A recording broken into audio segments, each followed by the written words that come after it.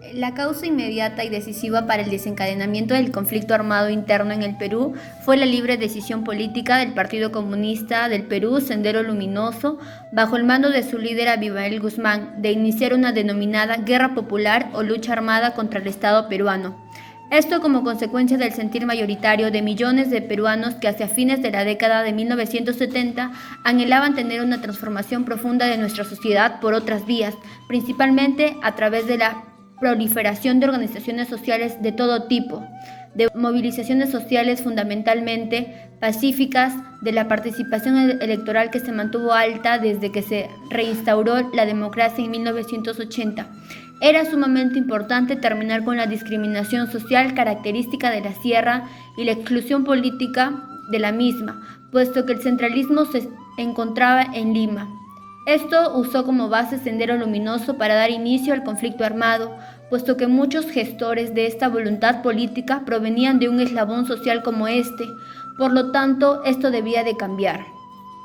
La segunda causa del conflicto en desarrollo es que Sendero Luminoso tenía como principal objetivo retomar las banderas de un comunismo universal, inspirándose principalmente en la versión maoísta, puesto que consideraban que el comunismo permitiría el surgimiento de una nueva sociedad, sin explotados ni explotadores, sin oprimidos ni opresores, sin clases, sin estados, sin partidos, sin democracia, sin armas, sin guerras, etc. Tenían como pensamiento que las luchas internas representan la purificación y renacimiento personal y colectivo. Finalmente, Sendero Luminoso afirma que esta tradición política es indispensable para tomar el poder y realizar los cambios estructurales suficientes en el país, empezando principalmente por la democracia representativa y la política como espacio de diálogo, negociación y búsqueda de acuerdos.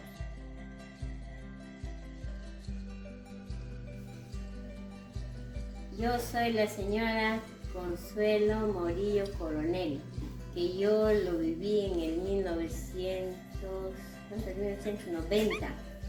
Yo viví en Tocache, Uchiza, en el tiempo del terrorismo, que quemaban a los policías en vivo, los mataban, entraban a la comisaría, los sacaban de la comisaría el mismo padre, que los mataban a los policías, a todos, la gente. Tú salías de tu casa de noche, tempranito salías, los muertos, hombre y mujer, o que sean, botados, se encontraban por la calle.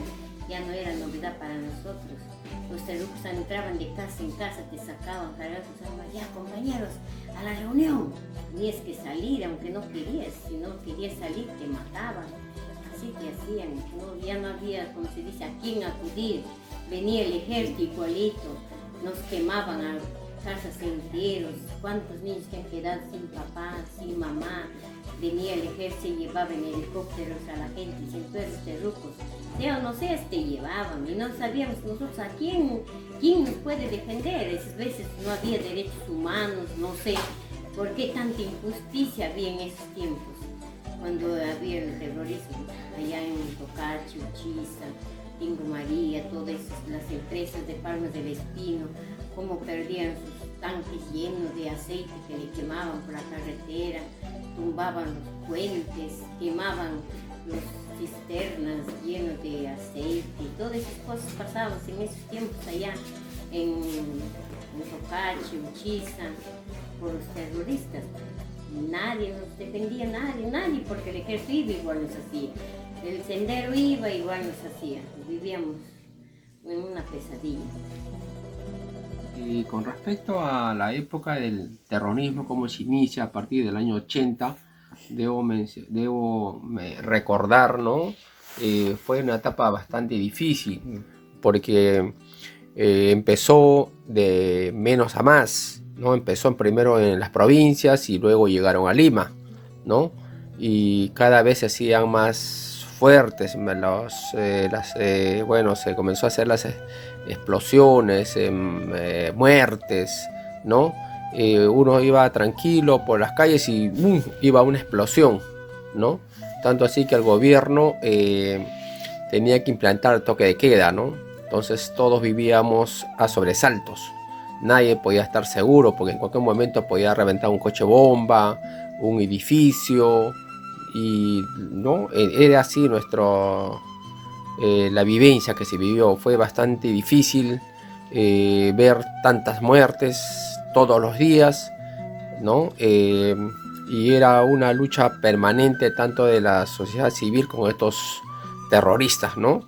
Hasta el año pues del 92, 93, ¿no? Donde se capturó a Vianey Guzmán y bueno, ¿no? Y de esa manera sí se calmó un poco el tema de este terrorismo. Hola, mi nombre es Luis. Quiero comentarles algunas anécdotas y hechos que sucedieron en los años 80 con respecto a la violencia terrorista acaecida en esos años en Perú. Todo comenzó en mayo, en Ayacucho.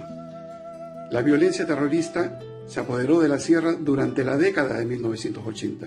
Fueron acciones de una y otra parte que se llevaron a cabo. Había matanzas de parte de Sendero Luminoso, así como también del ejército peruano, ¿no? Una de las más recordadas fue cuando asumió el gobierno del presidente Alan García en 1985. Al año siguiente hubo un motín en los penales de Lima, en Santa Bárbara de Mujeres, Lurigancho y El Frontón. La consecuencia fue de 250 muertos de internos.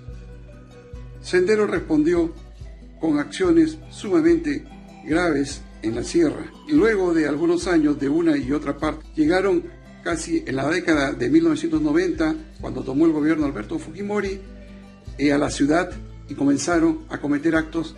Los primeros fueron los coches bomba que los tenían en zozobra a todos. A partir de los años 90, nadie podía caminar seguro en las calles.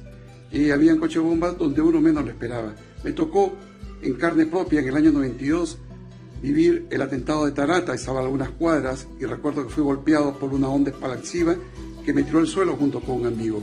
Hubieron otros atentados terroristas de los cuales también estuve un poco cerca, como uno en San Isidro, por las Begonias y Carnaval Moreira, un coche bomba que explotó en el medio y que causó muchos estragos, gracias a Dios, sin consecuencias fatales para mí y las personas que iban caminando conmigo. Muchas gracias.